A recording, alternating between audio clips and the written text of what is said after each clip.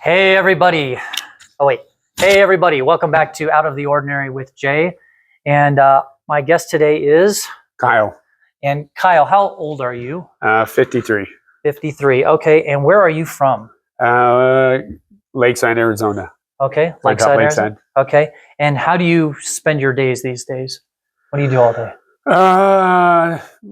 Working in a mobile home park. Oh, family okay. business. So. Gotcha. Okay. Busy guy. I know that. Okay. So I'm going to ask you a few questions they're super interesting questions to me. So, and I hope everybody else will find them interesting too. But I want to get your thoughts, especially at 53. What are your thoughts on aging? And what I mean by that is things like, aging gracefully, fighting it. What's the perfect age? Health, happiness. Like, what do you think about aging? I think my dad said it best one time. He's like, if I would have known that I was going to live this long, I would have taken better care of my body. Right. So that's a good saying. I will say that, I just had this conversation with my girls. When you say your girls, father of three? Three. Start doing it now, because by the time you hit 50, you're kind of on the downhill slope by then. So physically speaking, peak-wise, it's even before 50. If your dream is to be a gymnast, don't start at 45. No, yeah, Okay. yeah. I got so you still feel pretty good in your 40s, and then 50s rolls around, and you realize that you're definitely losing a step or two. So what do you think about? Are you okay with it? Does it bum you out? Like, are you enjoying the newfound wisdom, or what do you think? Like, is there upside, positives, negatives, anything? I think the upside is just even making it this long. So, yeah, you're here. There's right. There's a lot of people that don't make it this far even.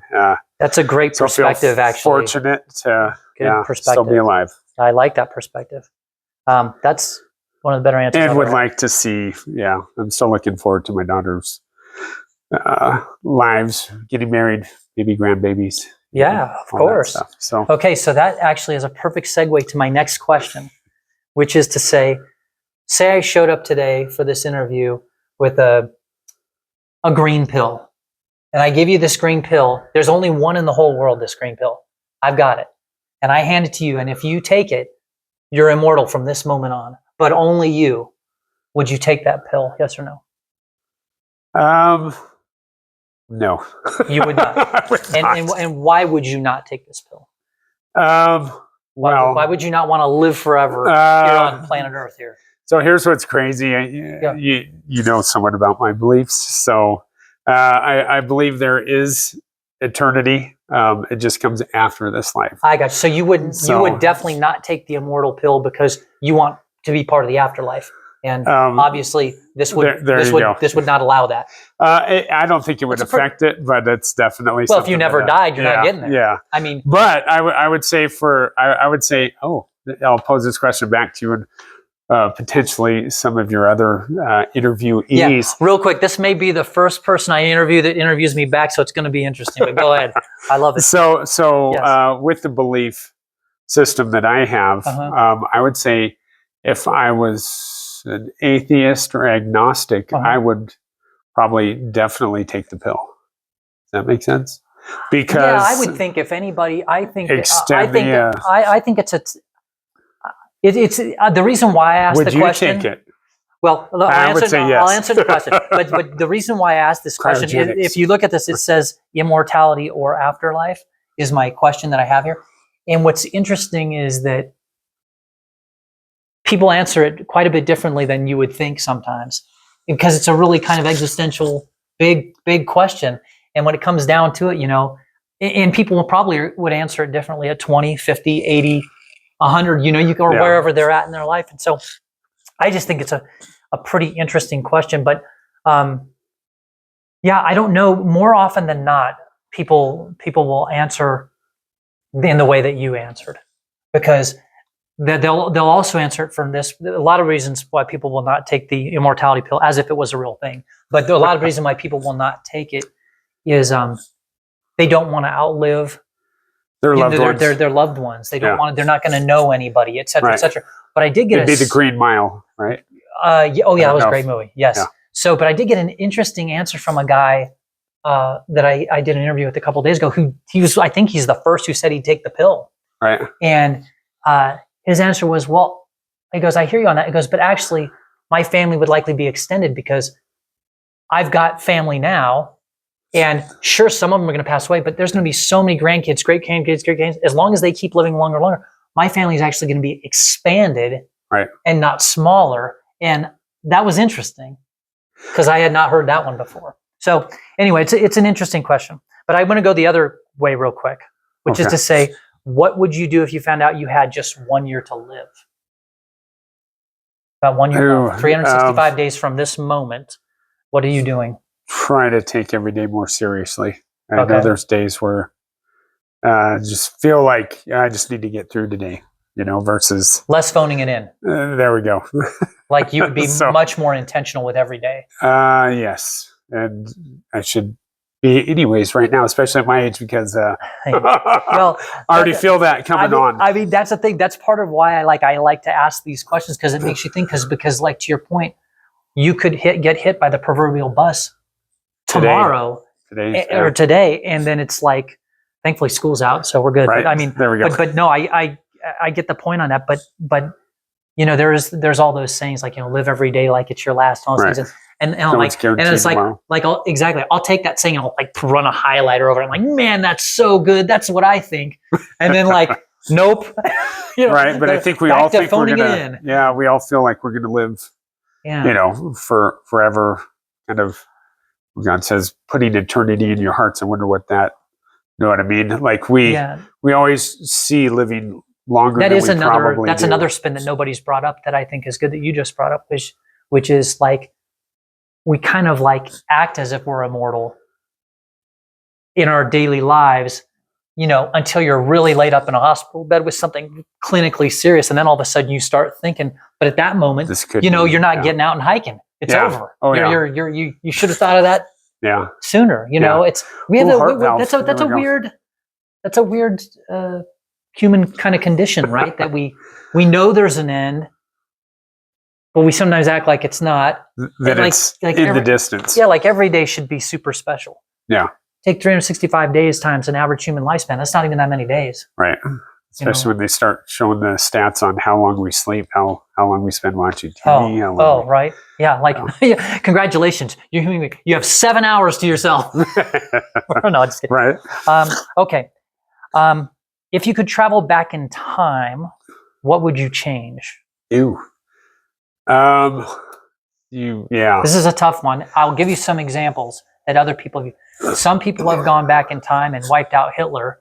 Other people have gone back in time and said, "I'm not giving myself that hairdo in high school." So it depends on your level of seriousness.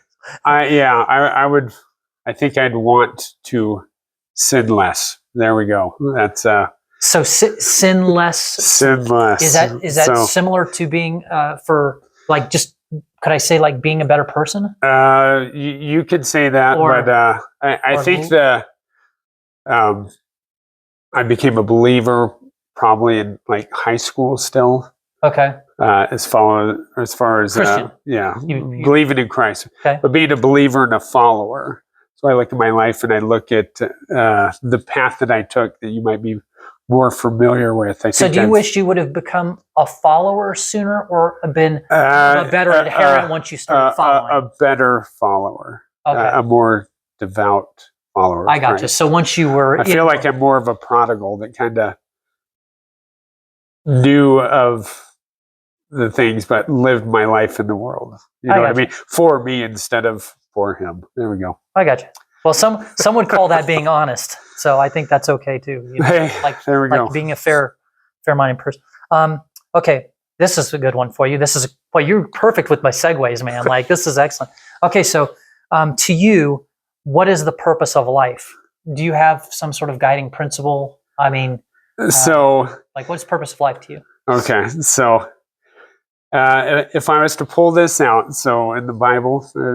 Right, you're like, okay. No, this is great. Here. This is great. I don't know if you want to pull it out like in the Bible, but there we go. I like the terminology. It's pretty fun. So one of the wisest people, God gave wisdom to Solomon, King Solomon in the Bible. So he had the wisdom and he boiled it down. So I remember the first time I'm reading the book of Ecclesiastes, and he's boiling down life, and he's done it all, he's had it all, he's lived it all, right? And he boils it down, and you're getting to the end of the book, and he boils it down to fear God and keep his commandments, for that is the whole duty of man. That sounds pretty wild, because we either live for ourselves or we can live for others, or we can live for, what do we give ourselves to as far as in our lives? So if correct me if I'm wrong on this, when you're saying the purpose of life to you means it would be serve God, not yourself. You know what? That's pretty close, and it sounds. I think it's more. I know Rick Warren, it's kind of interesting, the purpose-driven life, right? So people look for purpose in their life. I think that's why that might have been such a big hit. Somebody should buy his book, because I think he's only sold like 2 copies. So, but you know what? I haven't even read it. So just FYI, but people are always looking for a purpose in life, or trying to find peace, or whatever people, meaning on whatever level that might be. So it's kind of like if the Bible is a handbook for life, and it's saying, hey, you were created for a purpose. What is that purpose? You'd think more people would be interested in seeking out, like, what am I here for? Kind of exactly what your question is. You know what I mean? So did we? I don't even know if we got into the weeds on that. Right? But did we answer? So give me your elevator. What is the purpose of life then? Is it to to walk the walk? That would be the walk that's set before. So if Jesus is King of Kings and Lord of Lords, and he gave his life to save us, shouldn't we give our lives back to him in order to serve him on a level? Gotcha. So and that's like love your neighbor, love your enemies. Gotcha. So you would say the purpose is to be the purpose of life would be to be a good follower, and like purposes that we see a lot of people come up with things like, my purpose is to be rich, or my purpose is to have a good job, or my purpose is to compose a symphony, or whatever. Those are sort of not invalid purposes, but definitely at least secondary. Or would you say? Well, you know what? We were just talking about this, just as far as like our jobs. So normally, what have you been up to? Oh, what have you been doing? So if you ran into someone from high school, I'm a plumber. Oh, I'm a teacher. I'll change that. I'm a carpenter. There we go. Boom. Okay. Yes, exactly. So we identify normally, or at least men, I don't know, maybe women, by what we do. What we've done. Oh, I've been working in this field. I've been doing this. To your point, a lot of people would say, my purpose is to be a great lawyer. Right. Or my purpose is to be great professor, or whatever. My mom always said, I don't care what you do. If you're a garbage man, just be the best one you can be. Okay. It's not bad advice. You know what I mean? So, but try to be a person of integrity, of character. And I think that's the best thing about. Yeah, I like that. Well, following God is the grace part, because it says all have sinned and fall short of the glory of God. We all sin. We all fail on some level. Yep. All we can do is ask for forgiveness. And, and I fail on a lot of levels every day. Well, you're doing great with this. So, but I will tell you the interesting thing about the question when I ask what is the purpose of life to many people, to everybody I've asked it to, nobody just bam has a canned, super quick 5-word answer. Like, it's one of those big questions. Philosophical. You know what I mean? And important questions. Yeah. Anyways. Okay, so along kind of similarly, but what is something a person could do to stay healthy? What do you think? Diet. And also don't put the die in diet. There we go. So I know they might say you are what you eat, type thing. Yeah. So that, but also I will throw in healthy mindset. So I like that. That's a good one. I've not heard that. I like that. If you look at the power of forgiveness, so people that might harbor bitterness, it can consume them. You know what I mean? As far as yes, I would like to enter your honor, Exhibit A. Oh, you're Exhibit A. Oh, but no, I've not heard forgiveness as an answer to this, but that's wonderful, because usually when people start talking about mindset, it's positivity and things like that. But yeah, the power for forgiveness. So I think I've because I struggle with this concept so much, and I don't know why. It's just inherent, I guess. But I've done a fair amount of research on it, and when you see like somebody get murdered, or you hear about somebody on the news getting murdered, and the parents like forgive the guy for like doing it or whatever. It's like you're like, whoa, how can somebody even be built that way? Don't you want to just kill that guy or whatever? But everything I read over and over again, and it does make sense when you think about it, is the forgiveness is for you. Yeah. It allows you to release, because like if you stay festering and you stay bitter, right there, they just continue to win. Like in the case of that person, you're basically witnessing the murder every day, or if you've been wronged, every time you rehash it. Right. It's really just a faded memory, but you keep bringing it up and they keep winning. It's right there. A person can win. They could do one slight to you and win for 25 years because of your inability. They might not even know they slighted you. They don't even know because of your inability to let go. It's really, that's the one thing I keep bringing. And even though I know that, it's a struggle. Isn't that a remarkable thing? It's the Adam Sandler thing. He calls up and asks the guy for forgiveness, and he's like, "Oh, I don't remember that." And then they cross him off the people to kill list. That's was that Billy Madison? I think so. I think so. Yeah. No, you're right. But that's in essence what it is. You know what I mean? There's people that hold on to stuff like that. And it only poisons you. It doesn't poison the person. So I'm going to just merge that with my next question, so you don't have to answer it, because my next question is, what is the key to having a good life? And man, forgiveness is pretty good, right? That's top notch. Yeah, but it's also Jesus. That's the following part. Forgive as we've been forgiven. So if we believe that not only can I sin against Jason, I can wrong you, but I can also break his law and wrong him. So there's forgiveness on two levels. When you ask for forgiveness here, and he grants it, and we were talking about this earlier. So that I'm not putting your words in your mouth on the key to having a good life. You would say, yes, forgiveness is good, but you really need to be a follower on top of that. That's probably what you would say. Follower or not, I think it's still good advice. Oh, you know what okay. I mean? Yeah, no, I mean, it can apply to people that follow, but he's called us to it. He's saying that we've been forgiven, so forgive others. So when you're talking about people, normally they reference their faith, or God saying that I can forgive you. Even I think I saw a snippet on the Green River Killer, and I think he killed the man's daughter. And he said, "There's a lot of people in here that hate you right now." He's like, "But I don't hate you. I forgive you." And the dude started crying. So pierced his heart. Forgiveness is powerful, man. Right? Yeah. Powerful. So at the risk of getting another answer like this, but it makes sense though. I totally get it. Do you have any tips for someone to have a bit easier time at life? Because life's hard. Life's strife. Okay, so if you want that, yes. You know what I mean? So it's like, do you have any tips for anybody? I mean, outside of buy the winning lottery ticket. You already know. Well, you know what? Here's the thing. You know this. I think you've even referenced people that have said, I wish everyone was rich, so that they know that money's not the answer, right? Yeah.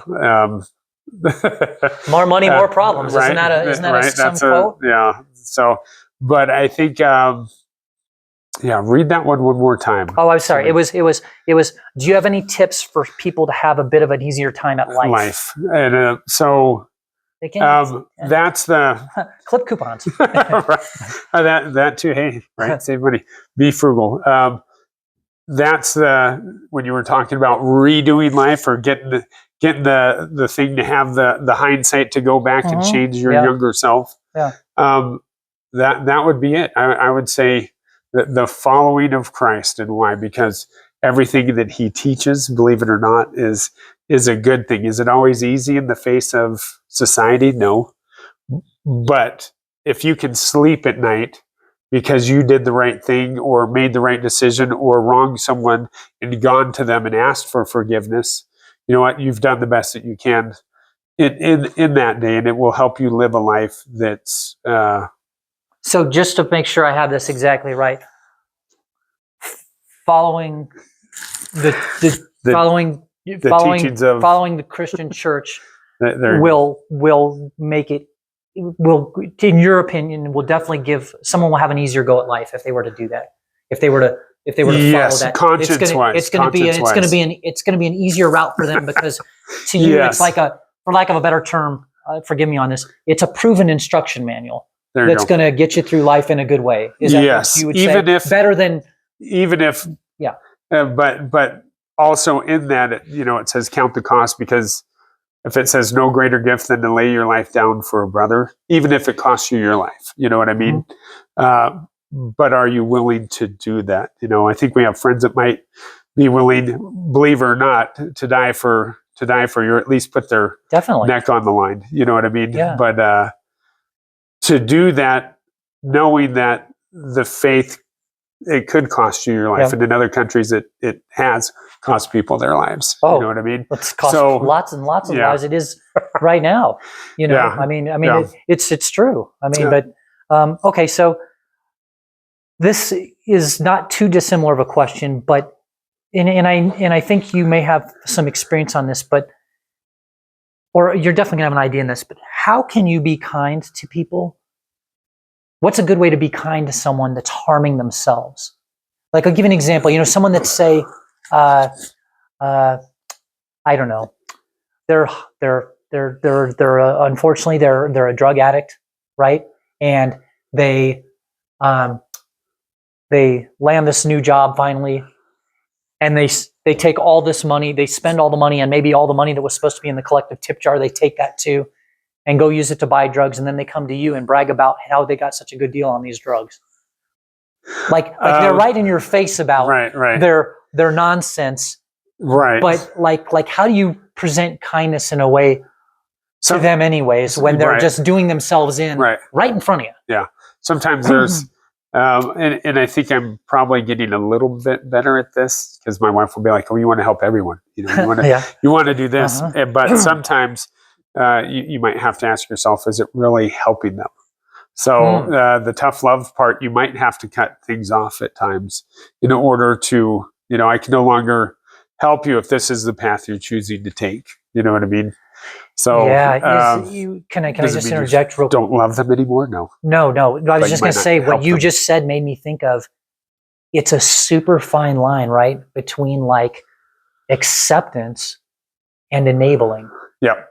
And that is like, the finest wire you can walk between like, I accept you for who you are, and trying to like not enable them to do more harm. That's rough, absolutely. Right? You agree with that? Yeah, absolutely. Yeah. And that's the thing. Not saying, and we were talking about this earlier about another situation, that like, whether you call it relapsing or falling back into something. Yes, there is that, but the willingness to get up and continue down the path of trying to do the right thing rather than staying in that place or taking that different direction.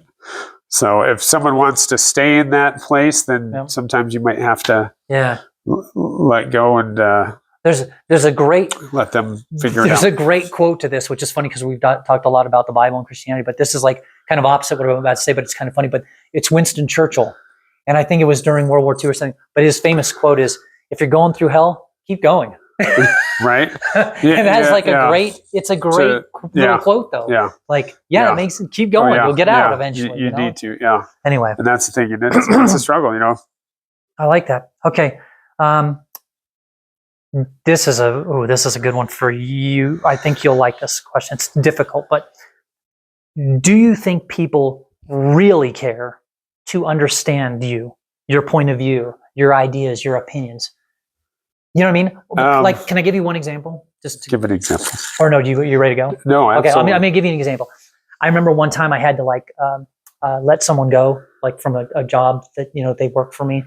I was their boss, and I'm like, I got to let them go, and I'd already given them many chances, you know, and the violations were so deep that it was an obvious firing that had to occur. It would have been fired probably by any other boss many moons ago, but I still cared about this person that worked for me, and so I went through all these great lengths of like, okay, I'm going to spell out to them every reason why. I'm going to write their resume for them and hand it to them. I'm going to have 3 or 4 places that I think in mind that might be a better fit for them, right? And so, you know, I have the uncomfortable meeting with them of like, you know, hey, I have to let you go. And I go through my whole thing that I spent, you know, 2 nights staying up with, getting it all perfect and all this stuff. At the end, it kind of gave me a look like I was wasting their time. Like, so I'm fired?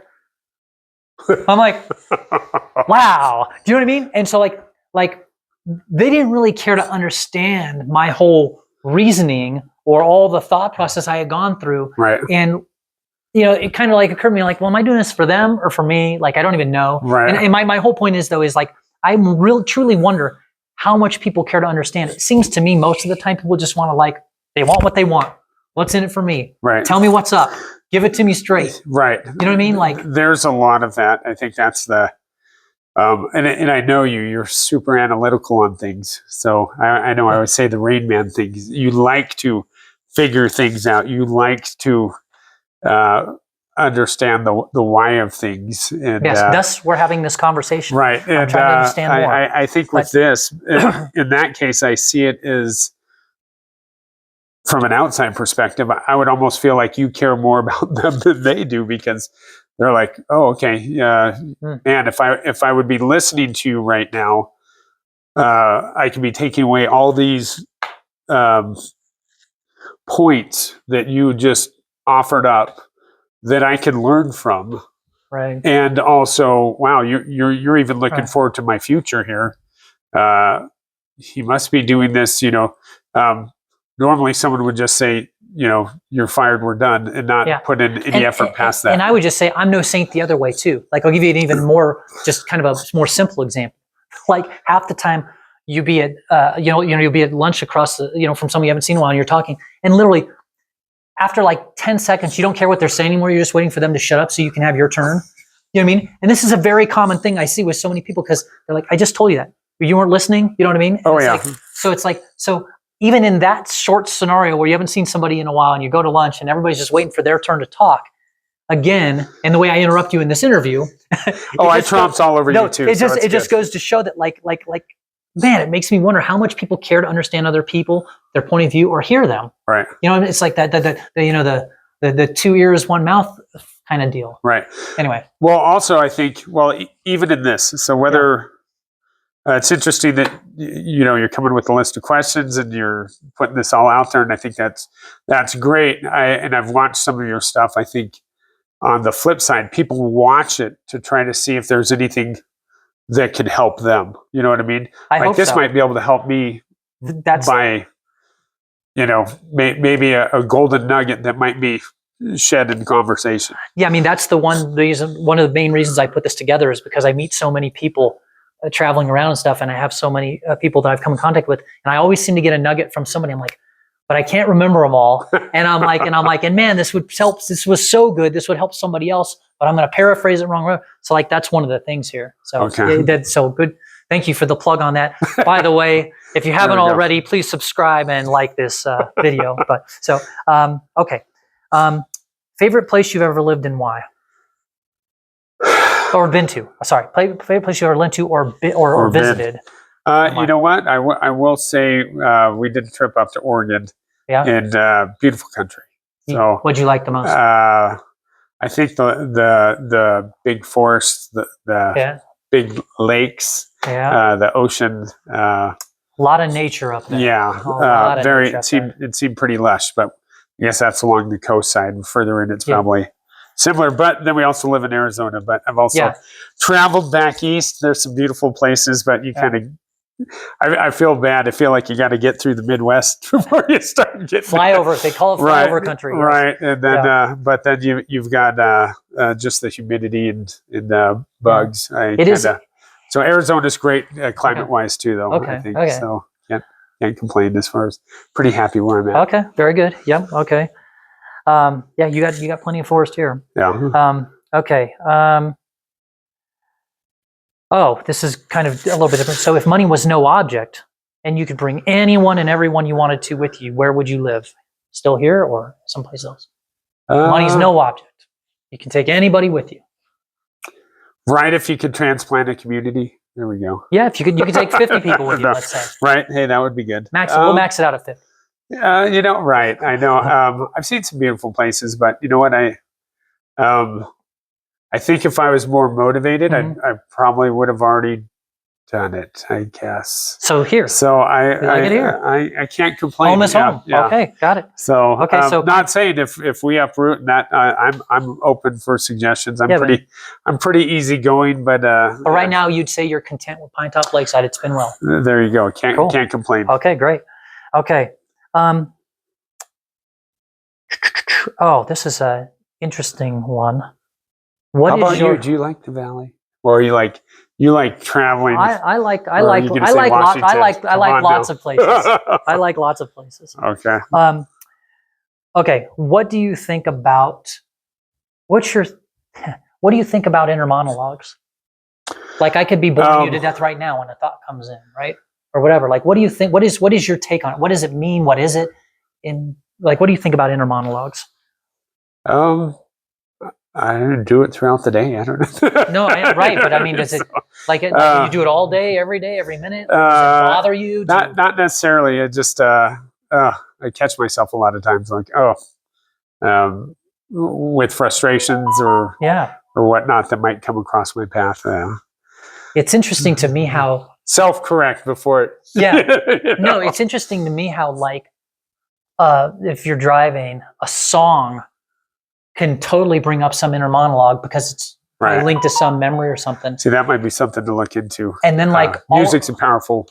And then all of a sudden, I don't even hear the song anymore. I'm often. Well, it's because there's jingles and everything else in it. Something that easy to remember, because the best part of waking up is Folgers in your cup. Right. Okay. So there's things that trigger certain things, just like songs. It can take you back to a time, a place, most likely I'd say even a relationship, Jace. You think you might be able to travel into that. And so you could have a song and it's going to trigger a memory and all kinds of things. Yeah.